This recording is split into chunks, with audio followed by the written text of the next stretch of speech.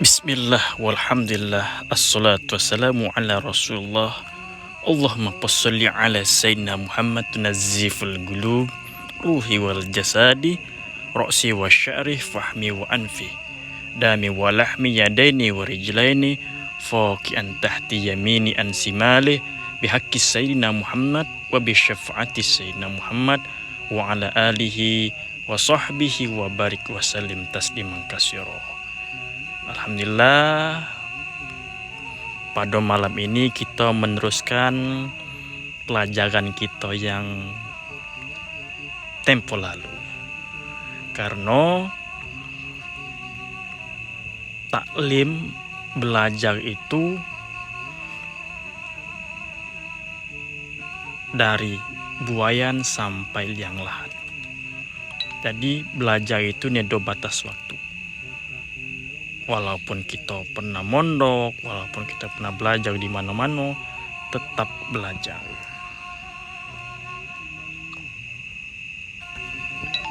Alhamdulillah, semoga kita galonyo sehat walafiat dan puasa kita lancar galo. Ini hari keempat, mudah-mudahan sampai husnul khotimah, sampai ke hari lebaran, supaya kita kembali suci. Minal aizin wal faizin, mohon maaf lahir dan batin. Nah, minggu lalu kita membahas tentang istiqomah. Apa itu istiqomah dan apa itu tentang kematian. Kalau kita mati itu kita kemana lari. Nah, pada malam ini aku sedikit mengulang tentang syarat-syarat supaya disebut istiqomah. Karena sama-sama kita ketahui yang namanya istiqomah itu terus menerus. Al-istiqomah as-sabiq. Istiqomah itu terus menerus. Terus menerus apanya? Nah, yang perlu kita jago ada 4 hal supaya ibadah yang kita istiqomahkan itu benar-benar menjadi bobot bibit istiqomah. Ada 4 hal yang perlu kita jaga. Pertama, istiqomah istiqomah ibadah. Kalau kita baca sholawat, atau kita istiqomah sholat duha, atau istiqomah sholat tahajud, harus 4 komponen yang perlu kita jaga. Pertama, istiqomah ibadah. Berarti contoh kita istiqomah semayang duha, berarti harus istiqomah semayang duhanya. Bukan kita istiqomah semayang duha baik, harus 3 lagi yang kita jago. Yang kedua tadi istiqomah ibadahnya, yang kedua al istiqomah waqt, menjago istiqomah waktunya. Contoh kita semayang duha di jam 9 pagi, berarti tiap hari jam 9 kita melaksanakan semayang duha untuk menjaga kualitas istiqomah tadi. Istiqomah ibadah semayang duha, istiqomah waktu yang kedua. Yang ketiga al istiqomatul makan, istiqomah tempatnya. Kalau kita semayang duha jam 9, berarti badau di kamar, berarti di kamar terus. Pagi nak pindah ke masjid, boleh ilo ahsan, tapi nilai istiqomahnya nedo dijago. Niatkan baik, niat istiqomah waktu, istiqomah tempat. Nah, yang terakhir nih, banyak kita nedo apa? Jarang-jarang kita keruan nedo merasa istiqomah niat. Nah, niat kita semayang duha tuh tadi tuh lebih-lebih mendekatkan diri kepada Allah, mendekatkan diri kepada Rasulullah, niat menjalankan sunnah Rasul. Itu baik niat kita. Adapun doa-doa itu setelah doanya. Jadi niatkan ketika kita ibadah, contoh semayang duha, yang kita jago semayango, badao, tempato, waktuo, dan niat kita. Nah, itu syarat-syarat istiqomah tadi ada 4. Mungkin ada yang nanya, jadi kita dipersilakan dengan hormat. Assalamualaikum warahmatullahi wabarakatuh, Mang Wan. Terima kasih atas bimbingan jawaban-jawaban pertanyaannya. Nah, Mang Wan, aku dari Pandi Tebing Tinggi Palawang nak bertanya lagi. Ini kan masih di bulan puasa, kita kan udah lama lagi ada yang namanya Nuzulul Quran. Nah, yang nak aku tanyakan, Mang Wan, maksud dari turunnya Al-Quran itu apa? Sedangkan menuji dengan galak ceramah, turunnya Al-Quran itu di bulan puasa, yaitu Iqra ujinya. Sedangkan aman dengar ceramah bahwa Nabi itu tidak pacak membaca, tapi kita diperintahkan Iqra untuk membaca. Nah, itu lo mana maksudnya? Udah mau lagi Mang Wan, ada lagi maksudnya kembali suci itu apa dia? Kembali suci setelah kita udah berpuasa, apa seluruh umat Islam itu kembali suci? Apa termasuk yang puasa dengan yang ini yang nedo, atau dia cuman yang berpuasa baik? Kan ada yang dia puasa baik cuman dia nedo semayang, ada yang semayang baik kadang tinggal puasa. Nah, itu lo mano. Nah, udah tuh kiat-kiat kita supaya kita menambah untuk hati kita ini, menata hati kita ini supaya kita rajin, giat itu dalam beribadah, dalam menjalankan perintah Allah. Itu kiat-kiatnya lo mano supaya hati kita tuh tenang, bersih. Mohon Mang Wan pencerahannya. Terima kasih banyak. Wassalamualaikum warahmatullahi wabarakatuh. Nah, alhamdulillahirrabbilalamin. Ada salah satu jadi kita bertanya. Pertama nih pertanyaannya banyak poin-poin yang banyak kita ketahui dan kita jawab. Pertama, dia salah satu rekan kita bertanya, apa itu nuzul Quran dan apa tujuannya? Karena di tiap bulan suci Ramadan di malam ke-17 ada namanya memperingati nuzul Quran. Nah, kita jawab satu persatu. Nuzul Quran itu bahasa Arab sebenarnya. Asal katanya nazzala yunazilu, nuzul artinya turun. Quran, Al-Quran. Berarti awal muasal turunnya Al-Quran di malam 17 Ramadan. Nah, itu di Gua Hiro melalui pelantaran Nabi Muhammad Sallallahu Alaihi Wasallam, melalui pelantaran malaikat Jibril kepada Rasulullah Sallallahu Alaihi Wasallam. Berarti nuzul Quran itu awal muasal pertama kali diturunnya Al-Quran. Itu surat Al-Insyirah ayat 1-3 yang berbunyi Iqra bismi rabbikal ladzi khalaq. Nah, pertanyaan yang kedua, Rasulullah kan ummi, nak tahu tulis maco, ngapa kita umat itu disuruh maco? Nah, jadi Al-Quran itu ada yang tersurat, ada yang tersirat. Yang tersurat yang 30 juz kita Quran ini lagi. Yang tersirat banyak Al-Quran yang tersirat yang harus kita tafsirkan. Seperti itu. Jadi ngapa manfaat atau faedah Rasulullah itu ummi nak tahu maco nulis? Karena nanti ketika Rasulullah mensiarkan Al-Quran, waktu dulu Rasulullah pacak nulis, pacak maco, maka jemu kafir Quraisy dulu bekece. Woi, ujo, Al-Quran bukan wahyu Tuhan, tulisan Nabi Muhammad ujo.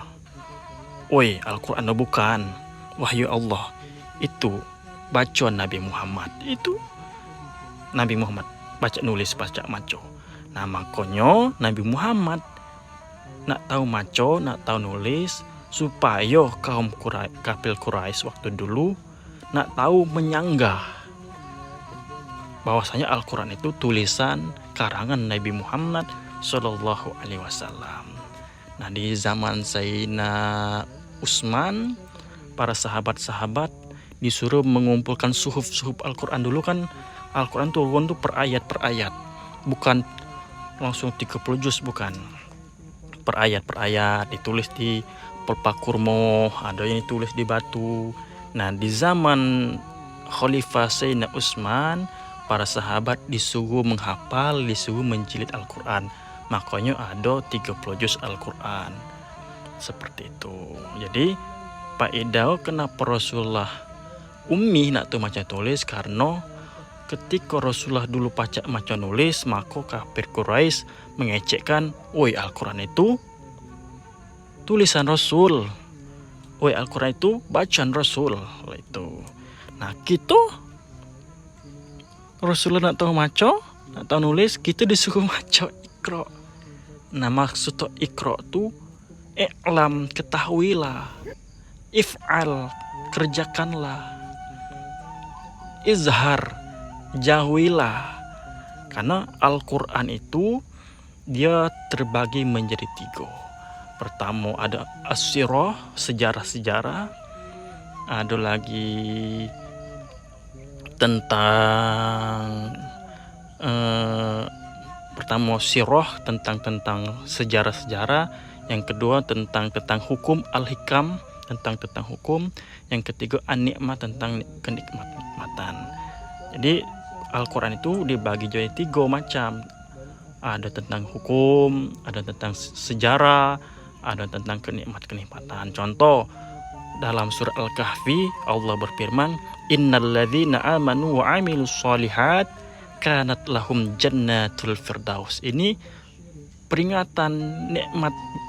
Rasul Allah berfirman, innalladzina amanu, sesungguhnya jemo-jemo yang beriman, wa amilus sholihat, yang beramal soleh, kanat, sungguh pasti, lahum jannatul firdaus, pasti dia masuk surga.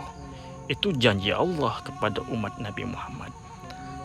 Kanat lahum jannatul firdaus khalidina fiha la yabghuna anha hiwala. Dia kekal di dalam surga itu.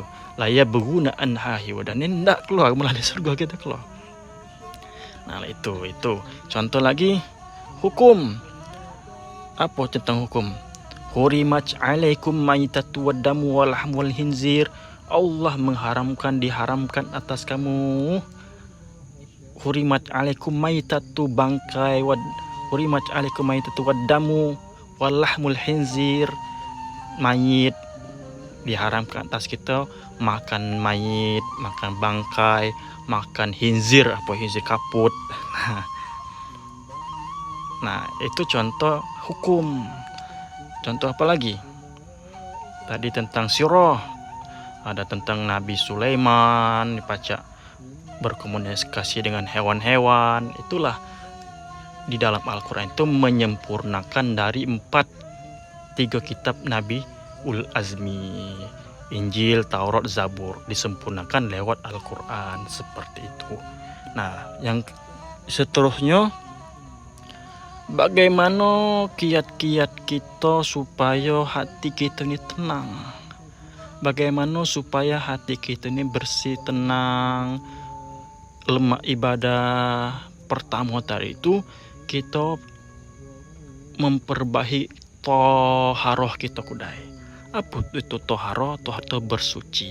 Tentang wudu, kalau mana kita wudu. Nah, belajar kemek, kalau mana kita kemeknya benar. Kemek tu tidak boleh berdiri. Ketika kemek diurut-urut kudai, baru berdehem-dehem, baru disceboi. Jangan langsung kemek, langsung berangkat berdiri nak tahu.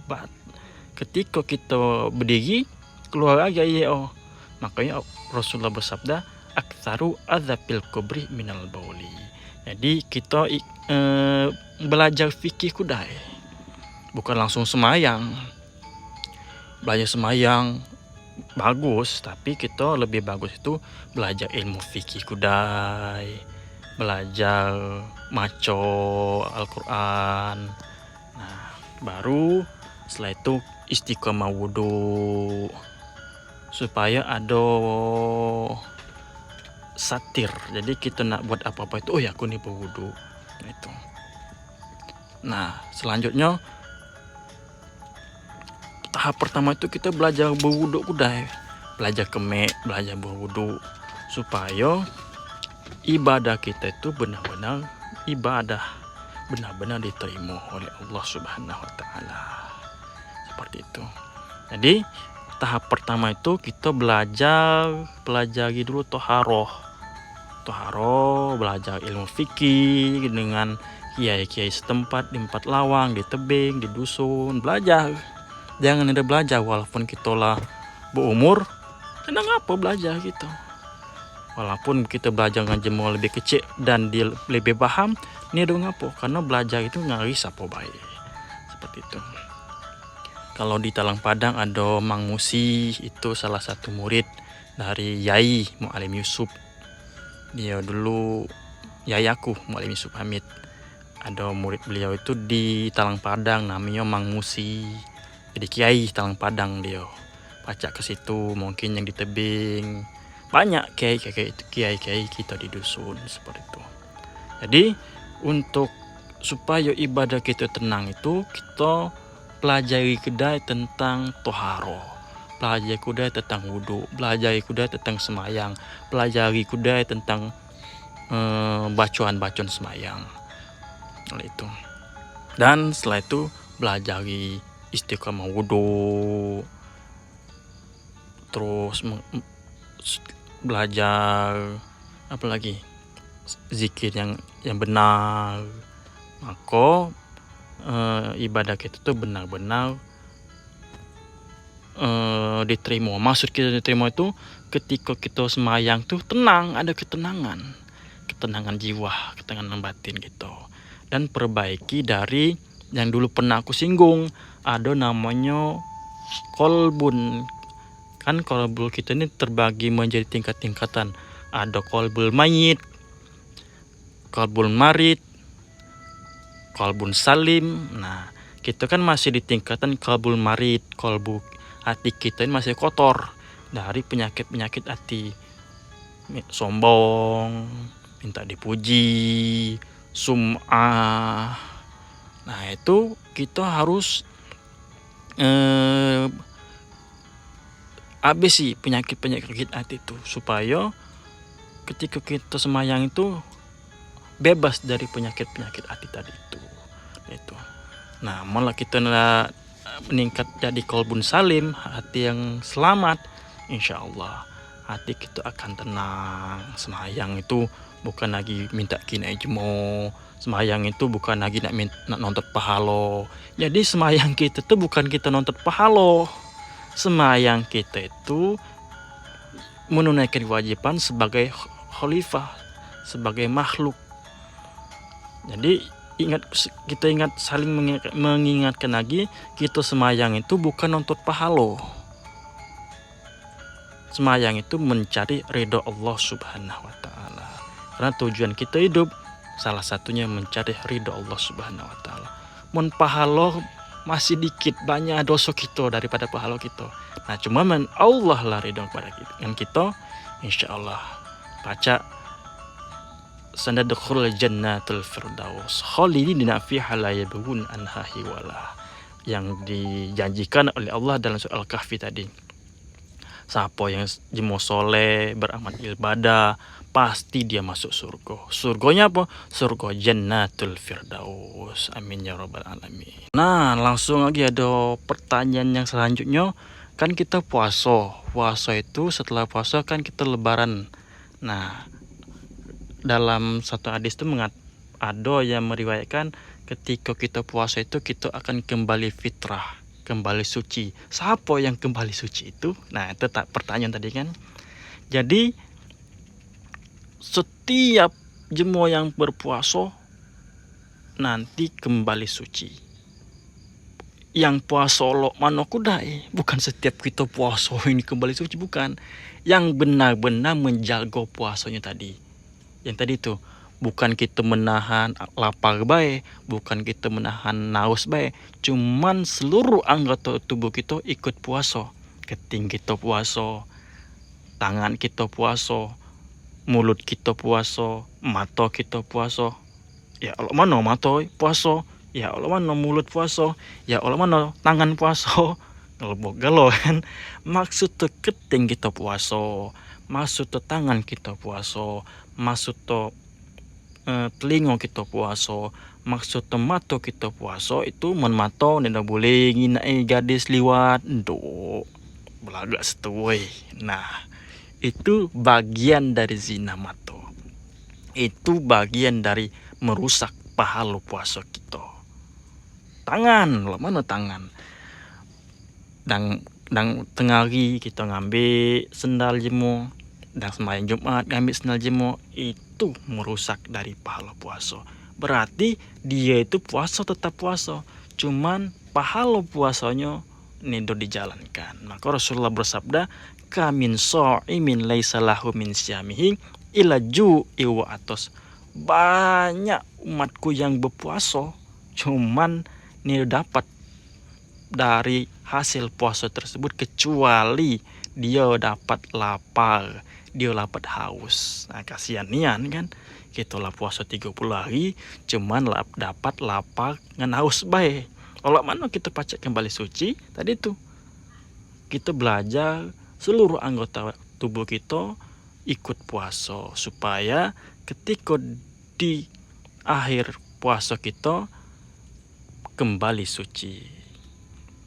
Karena Allah Subhanahu wa Ta'ala berfirman dalam hadis kursinya, wahai para malaikatku, saksikan oleh kamu hambaku yang berpuasa, akan kuampuni seluruh dosa-dosa dia. Nah, yang mana yang diampuni tadi itu? Yang mana yang dah kembali suci? Tadi tuh yang menjaga puasanya. Tadi lo mana?